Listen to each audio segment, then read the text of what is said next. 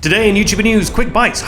Zoe Laverne claims she didn't groom a 13-year-old and has implied if she were any other famous TikToker, no one would care. It's a very hot take. The hashtag Nate Robinson challenge has gone viral after a devastating boxing defeat to Jake Paul, and Pokimane has released her own document in response to the leaked essay by Fedmyster.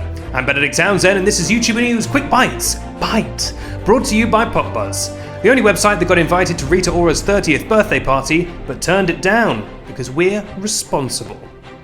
And because we forgot it was on, we're actually at George Clooney's party, but everyone's spaced there because he's got such a big house. Our first story, Zoe Laverne has claimed she didn't groom a 13-year-old, telling viewers that they, quote, don't know the facts. Now you may remember we covered this story when it originally unfolded a few weeks, or months, or maybe years ago. Time is no longer a linear construct in lockdown life. In a way, I feel like it hasn't happened yet, and in a way, I feel like it's always happened. Anyway, long story short, we honestly hope we'd never have to talk about Zoe Laverne again, at least not in this context.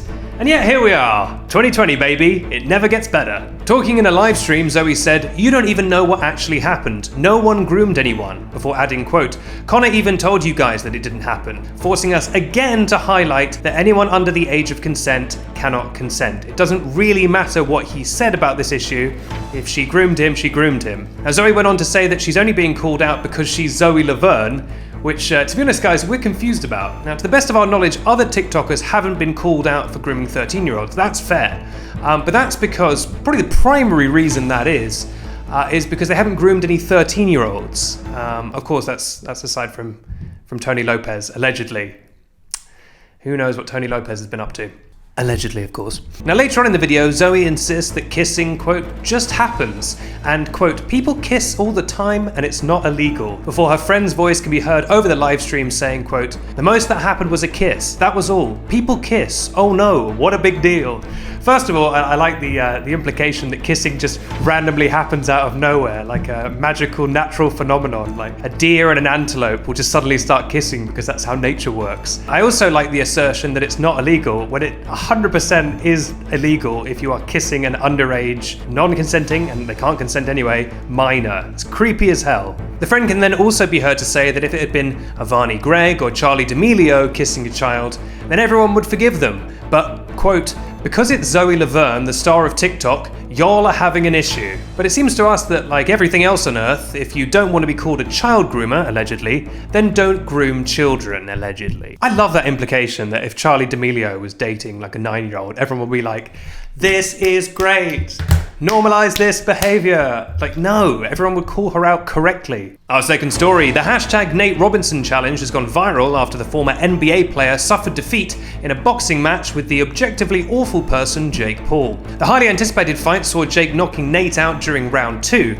Unfortunately for Nate, the internet doesn't tend to be a particularly kind or forgetful place, and as if having to admit defeat to Jake Paul wasn't bad enough, people on the internet created the Nate Robinson challenge, which involves taking pictures of yourself pretending to be knocked out. It's not the most creative challenge in the world. In an interview the following night after the fight, Jake Paul says he has a long list of opponents on his boxing wish list, claiming that he was going to knock out Conor McGregor and Dylan Danis.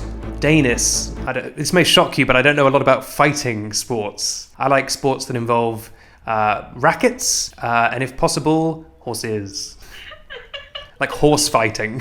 Now, as I said, I may not know much about boxing, but as we're aware, Jake has only had fights with YouTubers and retired non-boxer sports professionals. I mean, Nate Robinson, he's in good shape, but he's an NBA player, he's not a professional boxer. He's also, I think, 36, which in boxing might as well be 400 years old. I mean, Jake literally has such an advantage just being young. I don't want to downplay Jake's success too much because it is impressive that he won this boxing, but let's not pretend it was against, Drederick Tatum, the famous boxer from The Simpsons.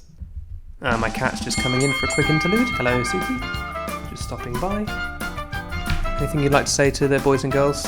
No, she's doing a media silence at the moment. And finally, Pokimane has responded to the document leaked last week, written by disgraced former offline TV member Fedmyster, in which he claimed she had lied about the nature and context of their relationship. Posting her own, much shorter, but still extremely long document, which of course we had to read the entirety of, thank you very much, Pokimane tackles every issue raised by Fed in the leaked essay and adds further context to some of the screenshots of private messages between the two. She states, quote, "Looking back, I would have done a lot of things differently.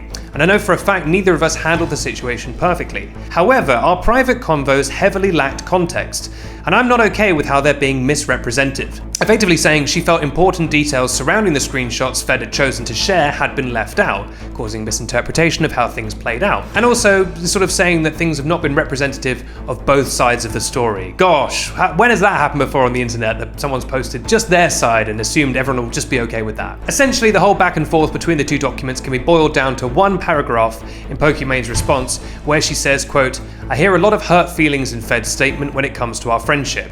I cared about Fed a lot and wouldn't have wanted to hurt him.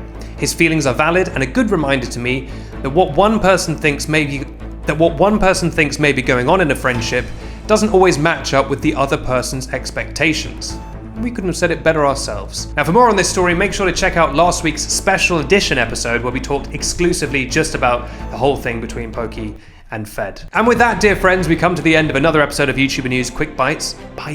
I'll be back on Friday on YouTube and Saturday on Snapchat with a brand new full-fat episodes of YouTuber News. And of course, there's a brand new episode of the YouTuber News podcast out right now, which you can find wherever you get your podcasts: Spotify, Global Player, Apple Podcasts, the Google one, wherever you want. Zune if you're nasty. Either way, if you haven't already, please hit subscribe. It's the best way to get brand new episodes of Quick Bites and the regular show. And even if you don't want to subscribe, have a great week, look after yourselves, and remember, Rita Ora might break the rules sometimes, but she's also capable of being 30 feet tall and crushing an entire city, so maybe we shouldn't cross her too much. It's a very specific reference to a UK-only advert that's happening right now.